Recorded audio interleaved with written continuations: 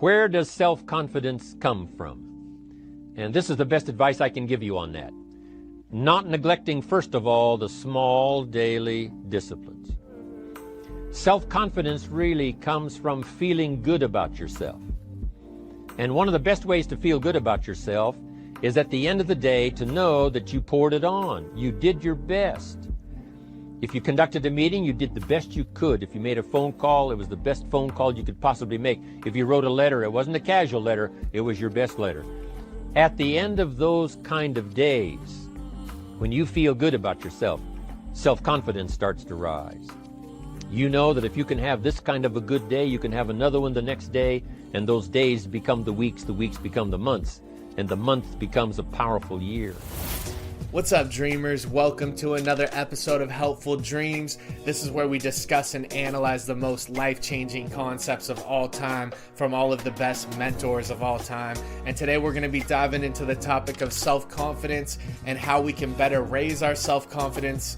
I'm going to be sharing with you guys an experiment that will show you exactly how important self-confidence is in getting you to where you want to be in life. So we're going to go ahead and play that right now. These are anagrams. Just do the first one only. Go ahead and solve it. An anagram is rearrange the letters to form a word. Just one. Just rearrange those letters to form a word. When you're done, I need to see your hand raised. Keep going, we'll wait. Keep your hands up, please.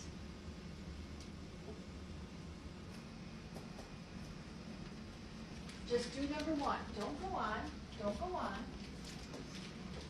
This isn't meant to be difficult. Okay, put your hands down.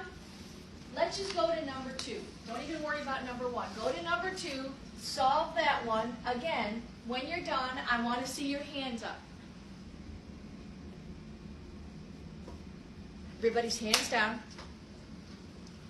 We're going to go ahead and do number three. For number three, rearrange the letters, and as soon as you do, go ahead and put your hand up.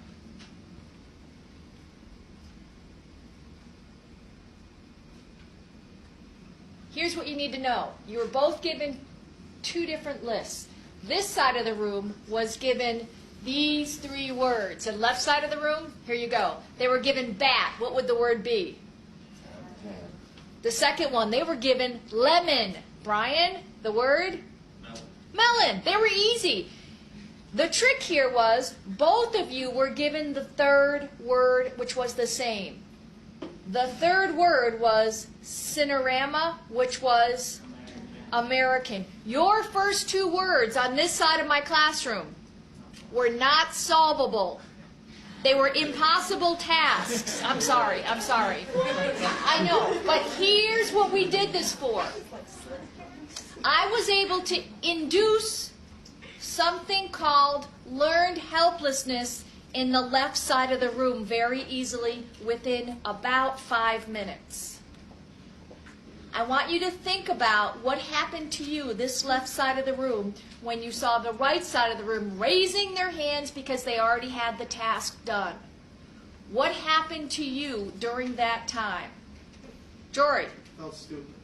You felt stupid? Yeah. Okay. I felt rushed. Felt rushed? Joelle?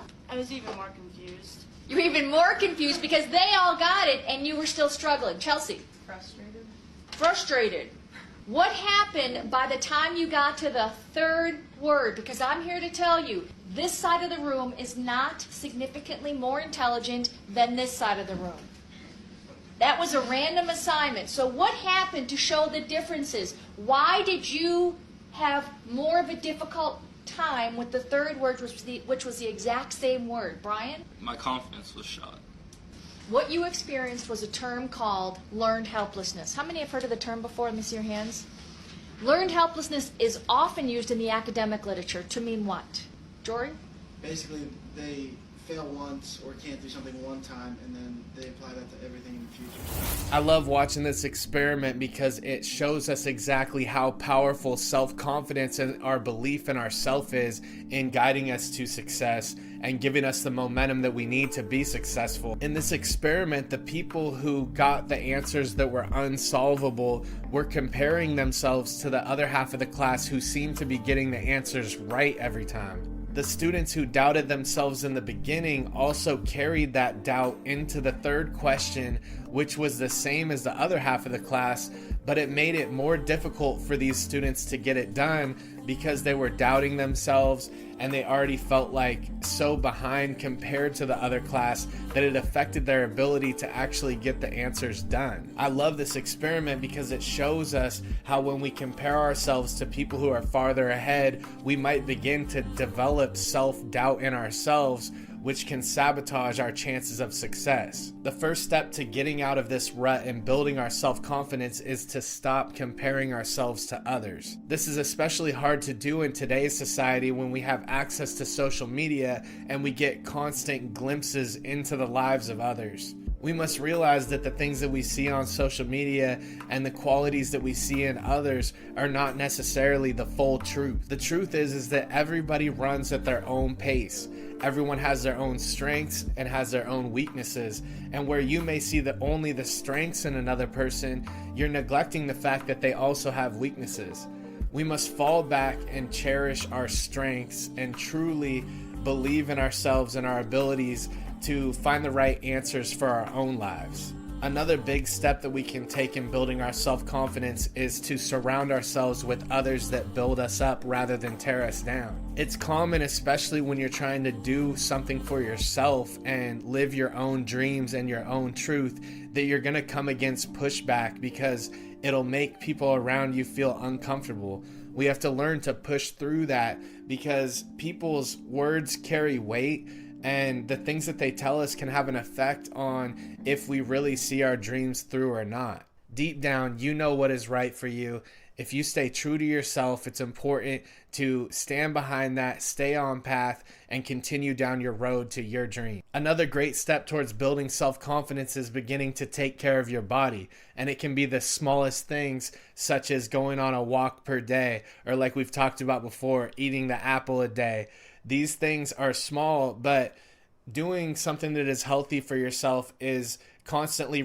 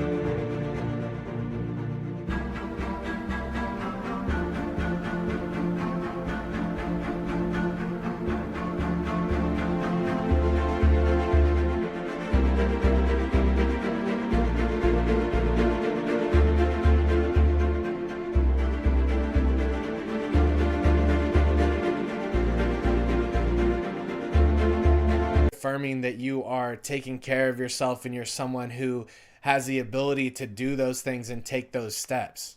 Taking care of our nutrition and our exercise and our body is a great way to start to build self-confidence. Another great step is practicing positive self-talk.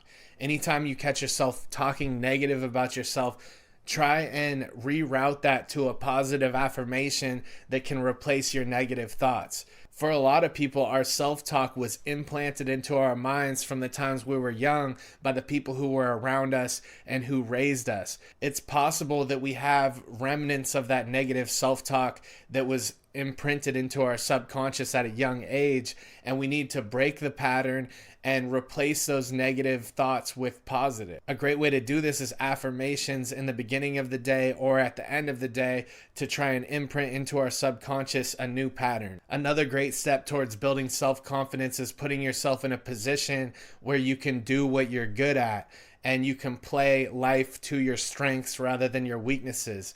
Try and find situations in jobs and work where you can be in a work environment where you're truly bringing your best talents to the table. As humans, we all want to be able to contribute at our highest level, and so this is important in building our well-being and self-confidence. Believe it or not, another great step to having high self-confidence is to learn when to say no.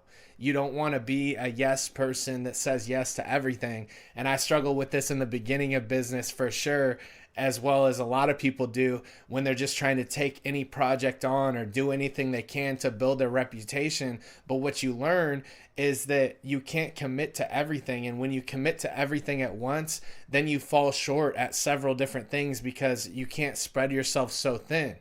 It's important to know when to say no and when to say yes, because this makes it so you can actually get done with the objectives that you set out to do. And doing that builds up your self-confidence. On the path to building self-confidence, you also have to set goals that are realistic, that you can commit to and get done. And the more we do that, the more it builds on our well-being, our self-reliance, our self-accountability. And when we set a goal that's too high and we set goals that are too high and we continue